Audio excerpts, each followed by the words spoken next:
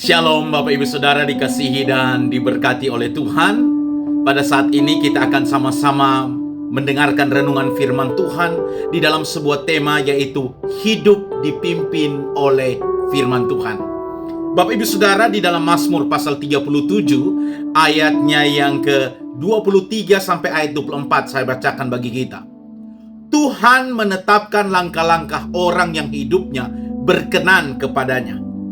Apabila ia jatuh, tidak akan sampai tergeletak, sebab Tuhan menopang tangannya. Orang yang hidup sesuai dengan rencana Tuhan, orang yang hidup di dalam pimpinan dan tuntunan Tuhan, Alkitab mencatat bahwa perlindungan Tuhan, penyertaan Tuhan akan sempurna. Bahkan ketika dia terjatuh, Tuhan akan mengangkatnya. Saya baca di dalam terjemahan versi mudah dibaca, dikatakan demikian. Tuhan menuntun kita bagaimana seharusnya kita hidup, dan Dia senang apabila Dia melihat orang hidup seperti itu. Tuhan akan senang ketika melihat orang percaya hidup sesuai dengan firman Tuhan. Itu salah satu cara kita menyenangkan hati Tuhan, yaitu kita mengikuti firman-Nya, hidup di dalam tuntunan dan pimpinan firman-Nya. Jika mereka tersandung, mereka tidak akan jatuh, sebab Tuhan menangkapnya dan menguatkannya. Ya, ini sebuah gambaran seperti seorang ayah yang mengajarkan anaknya berjalan. Bapak Ibu Saudara, setelah merangkak dia akan berjalan.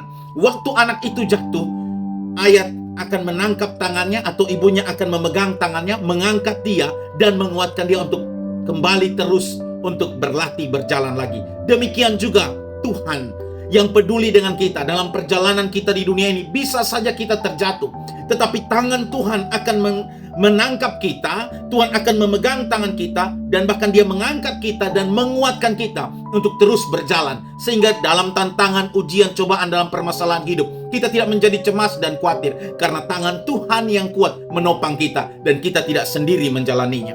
Di dalam terjemahan firman Allah yang hidup dikatakan, langkah orang-orang baik dibimbing oleh Tuhan. Ia senang dengan setiap langkah mereka. Apabila mereka jatuh, maka kejatuhan mereka tidak parah, karena tangan Tuhan menopang mereka. Nah, karena itu Bapak Ibu Saudara, marilah kita memiliki kehidupan rohani yang baik. Dalam menjalani hidup ini, kita meminta pimpinan dan tuntunan Tuhan dalam setiap keputusan apapun dalam hidup. Ya, kita mau membuat keputusan-keputusan apapun, berdoa terlebih dahulu, minta petunjuk, minta Tuhan berbicara supaya langkah kita itu betul-betul dibimbing oleh firman Tuhan. Di dalam Mazmur 37 ayat 30 sampai 31 berkata, mulut orang benar mengucapkan hikmat, dan lidahnya mengatakan hukum. Taurat Allah ada di dalam hatinya. Orang yang benar, firman Tuhan ada di dalam hatinya. Langkah-langkahnya tidak goyah.